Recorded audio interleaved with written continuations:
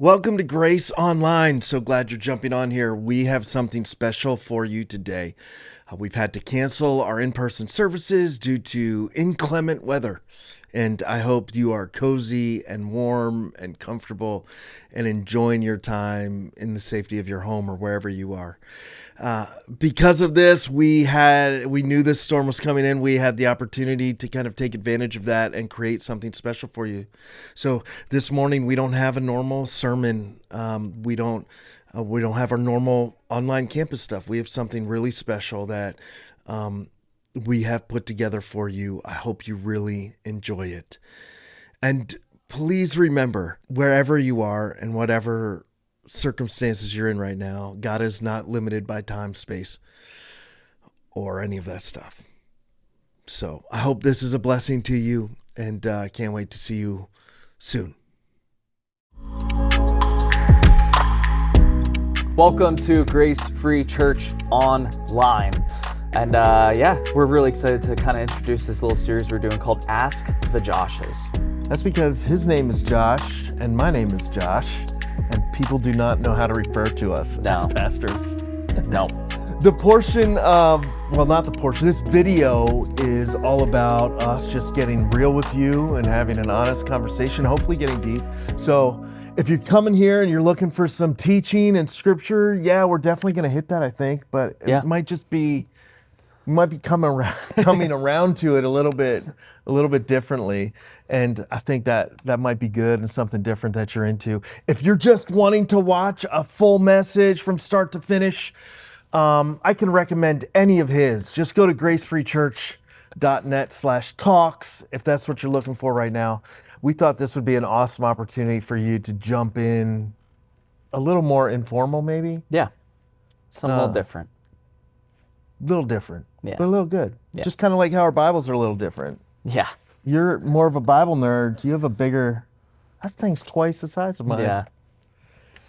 So welcome again. We're really glad you're jumping on and spending a couple minutes here with us as we kind of dive deep. We thought it would be cool to start with some questions.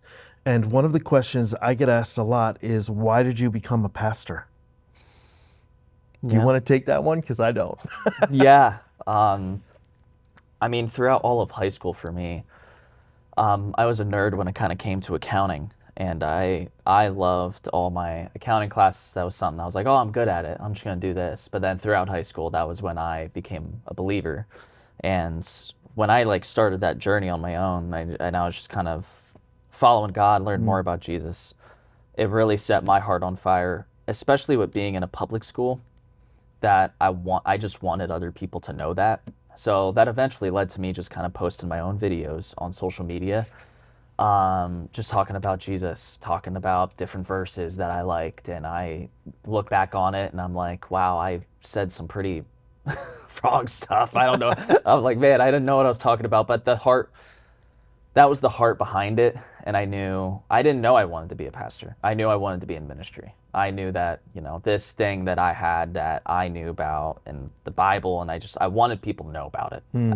I had no clue what that looked like. And then I'd end up going to Cressona University. That doesn't exist anymore, but that's another story. Yeah, what's that say about us? Both of the colleges we went to no longer exist. We shut them down. Yeah, it's rough. After us, what was there left to do though? They had it's like they've made it. Exactly. Especially for me, I was the last graduating class there. Yeah. So it was right after. But throughout my time there, I grew so much. It felt like every semester I felt humbled, and I was like, wow, I really don't know anything about the Bible. And my heart grew for it, and grew for specifically small groups and life groups, and just being able to connect with people and talk about the Bible in that way. And I knew that was kind of an avenue and something that I really liked and I wanted to pursue. And eventually God just kind of paved the path to where I'm at today. And Well, I'm glad he paved that path, that specific path. Yeah. Yeah, man, it was a series of closed doors. I literally tried to get out of this calling almost every step of the way, and it came down to one simple question. God kept asking me, which is like, are you going to trust me? And if I answered that question yes, then I was going to have to trust him with whatever step he led to next. And those steps, even though I took them reluctantly, led me to the place now where I just love helping people and helping them experience the life that Christ has for them and the hope that he has for them. And it's so desperately needed. So yeah, it's a journey. And I think Yeah. everybody steps into their calling. You all have a calling. Everybody has a calling. And for me, it's just a matter of, are you going to trust God on this journey? You didn't have all the answers right. You know, I look back on sermons I preached from way back in the day, and I'm like, dude, nobody ever watches that. Not just because I look like a buffoon, but also because that content probably isn't that great. Yeah. I would change some stuff. But yeah, if you trust God, you take that step. And he leads you along your calling, and it is always worth it. So while there are lots of times where this would have been the last thing I would have told anybody I wanted to do, you know, there's a lot of joy and there's a lot of peace and there's a lot of amazing stuff that comes when you trust God and step into his calling for you. One of the verses I think of, especially when we look at both of our paths and just kind of the journeys that we're on, and every other person that's watching this will be able to attest to this, but I just think of Proverbs 3:5 and 6, where it says, trust in the Lord with all your heart, lean not on your own understanding, in all your ways acknowledge him, and he will make your path straight. And it's like, we're all trying to figure out what that path is. Yeah. And for us, it was different. We're trying to figure out, what's that path? What does God want me to do? What do I want to do? And at the end of the day, it just comes down to that trust piece. Yeah. And asking that right question, which is, that's a great verse. Like, not what do I do? Where should I apply? Who should I marry? You know, it's the real question. If you really want to follow God into his life for you and experience all the blessings of that, the real question is, am I just acknowledging him in what I have today? And then he kind of like makes the rest of it work out, which reminds me of my favorite verse in scripture is Philippians 1:6. For he who began a good work in you will complete it. That's my favorite verse because it's like, God's going to complete it. And it takes the pressure off me. And it says like, because I feel like I'll mess it up if I try to complete it, you know, like Yeah. I'm gonna screw that thing up. I'm gonna take the wrong steps, make the wrong decisions. But ultimately, God's the one who grows us and does his work on us. And that like simplifies that question. Am I willing? Am I just willing to let him do that? And if I am, the growth just happens. Yeah. Well, we're on my favorite Bible verse, something that's been impactful for me, especially just like the past few years, is John 3:17. Everyone is probably pretty familiar with John 3:16. For God so loved the world, he gave his one and only son. We know that, but I love John 3:17 that happens right after that. He says, God did not send his son into this world to condemn the world, but to save the world through him. And that's just been impactful for me.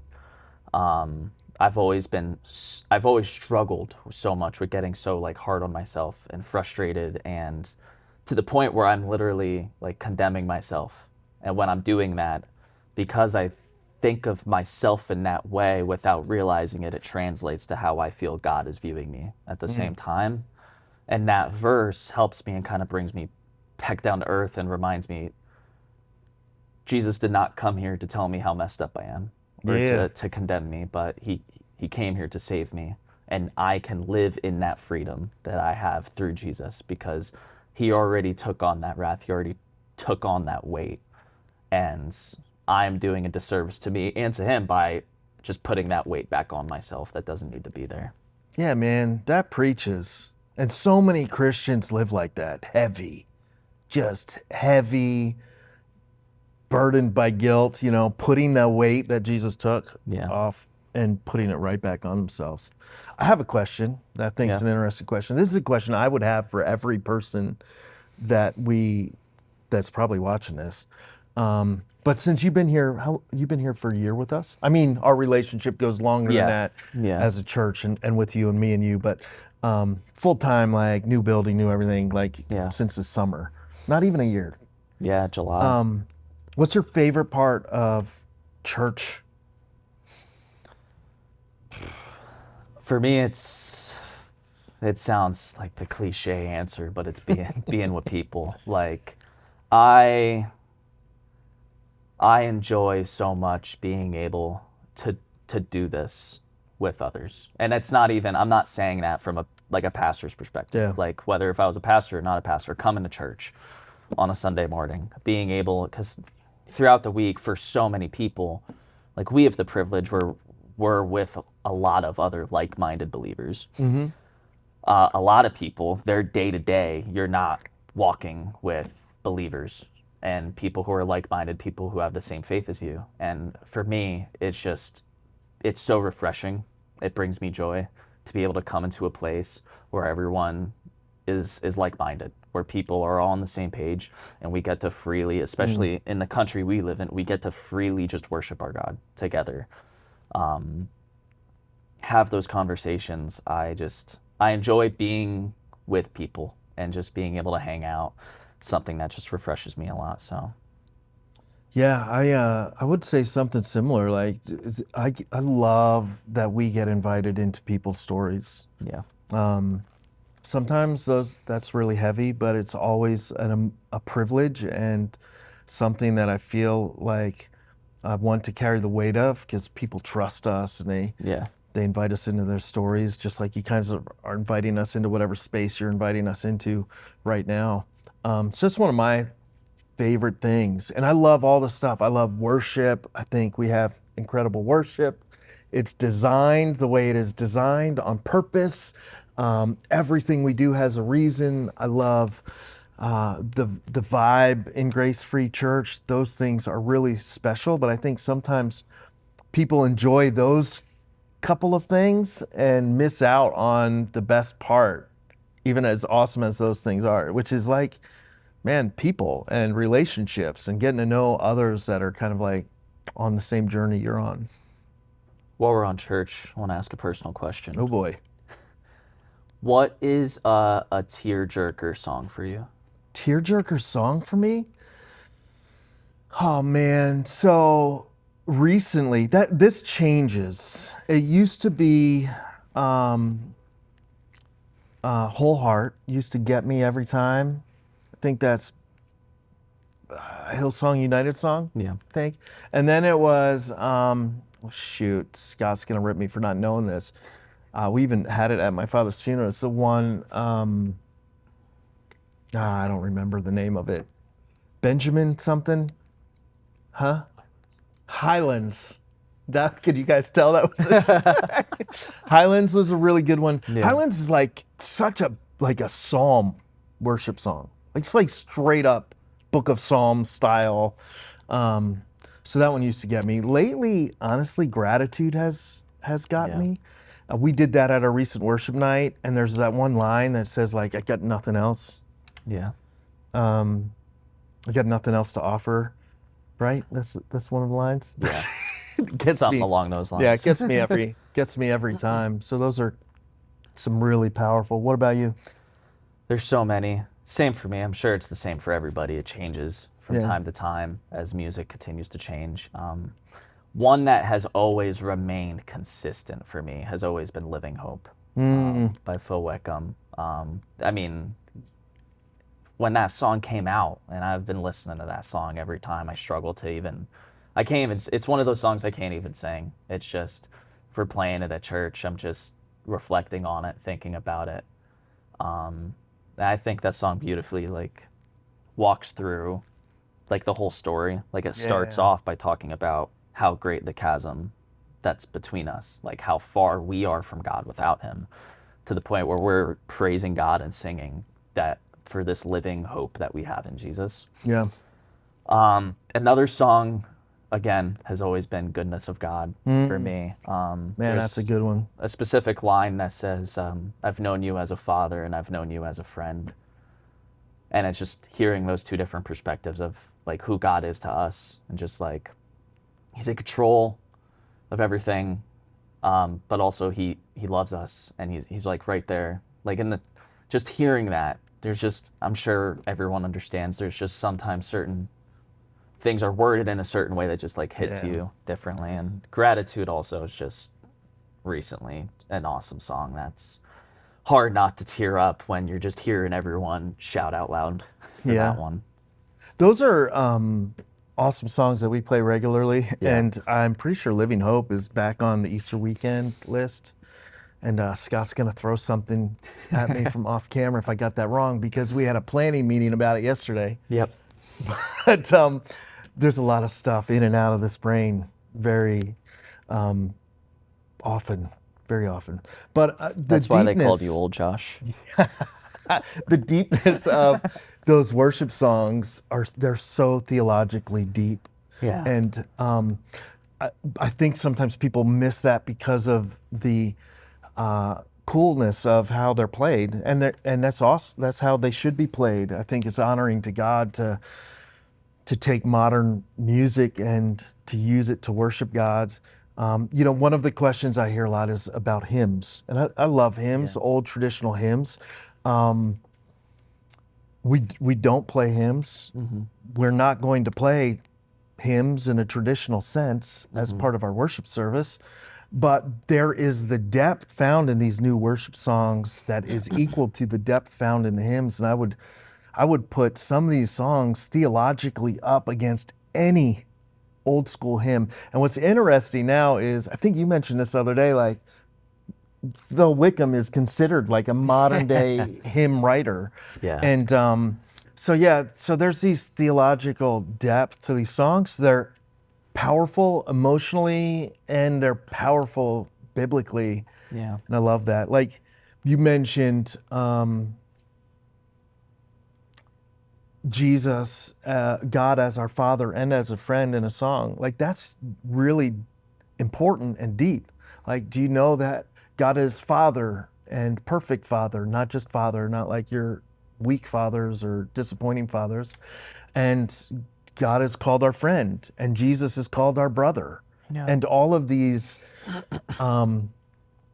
descriptions that God gives us of his relationship with us are just absolutely full and beautiful. And I love that there's so much of that in the songs. Yeah. And sometimes I want to I really hope I'll be worshiping during our services and praying that people are paying attention to the words they're singing, because they're so rich and meaningful. And if you really focus, whatever you got to do to focus on those, man, it hits.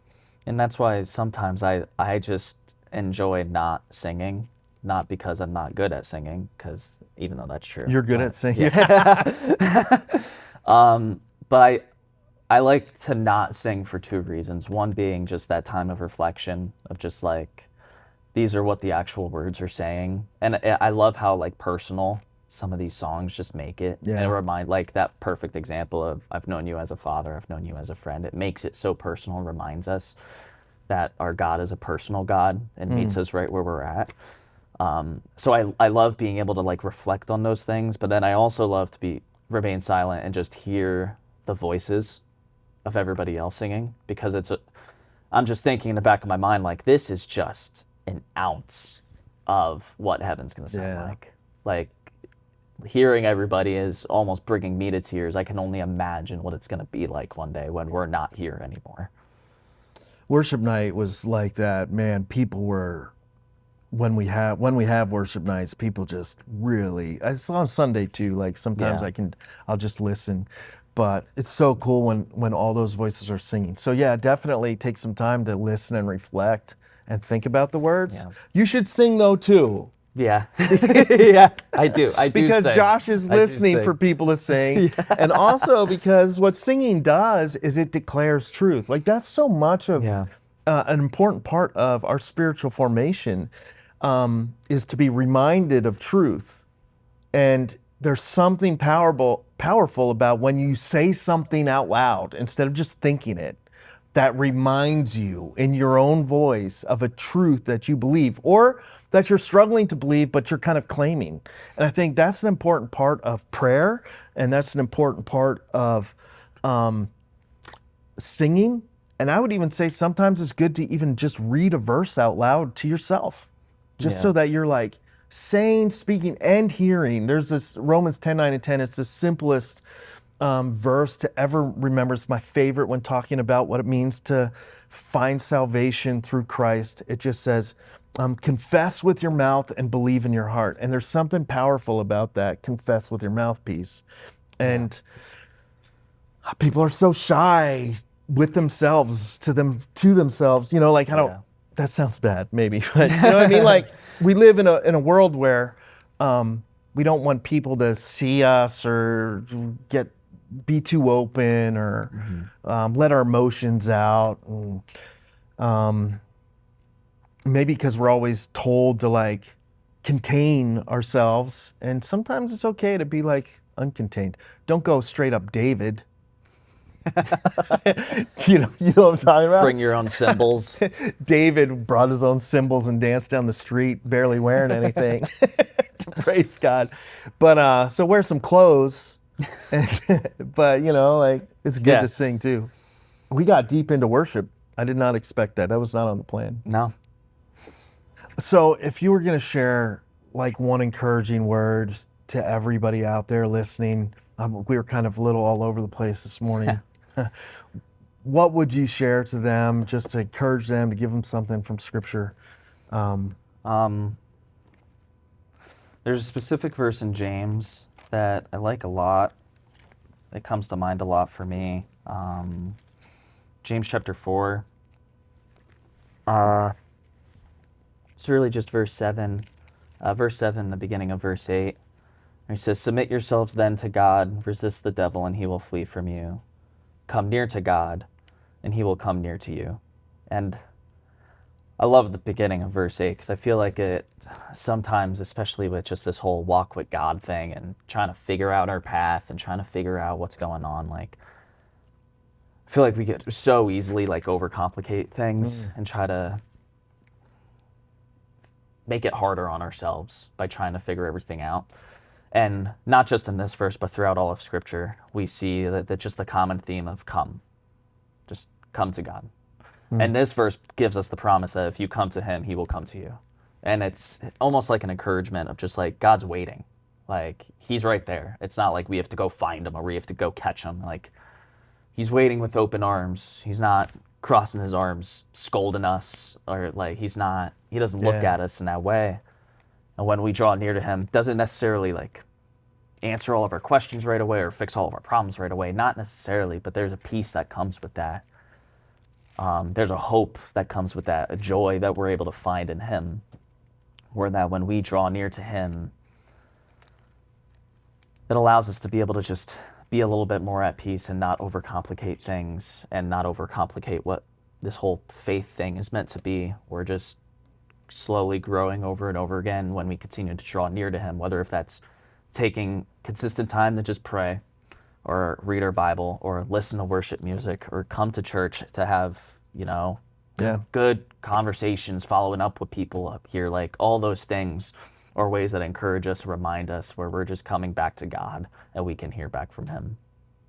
Yeah, that's solid. And that kind of hits what we were talking about early in this video, which is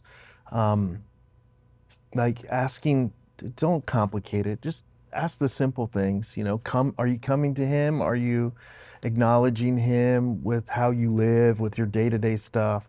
And when you're talking about that, it reminded me of a passage in Deuteronomy chapter 30, where it says like, this is not what God's asking of us is not too difficult for us. It's not too complicated. It's not like we have to ask somebody to go up into to the space and find the answers and bring them back, or to sail across an ocean and bring them back to us. In Deuteronomy chapter 30, it says like, no, this is right here. The word is very near you.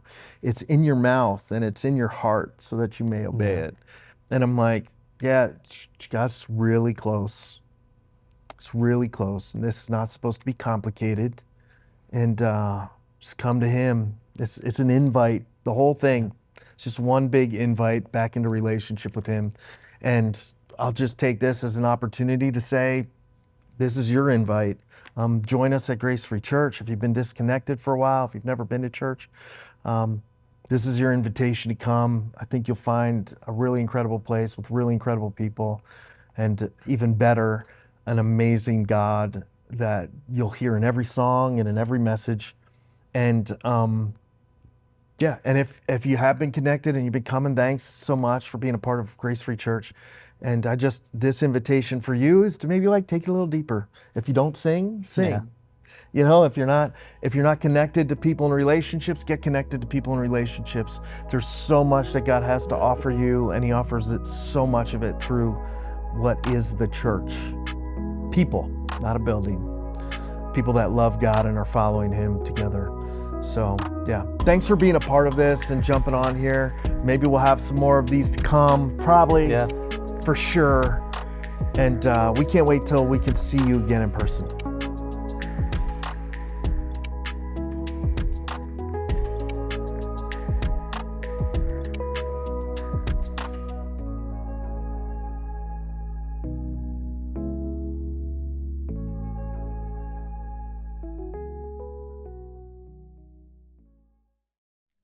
Well, I hope that was meaningful to you. And I just wanted to jump on here to say worship is so much more than listening to a sermon. It's so much more than singing some songs together.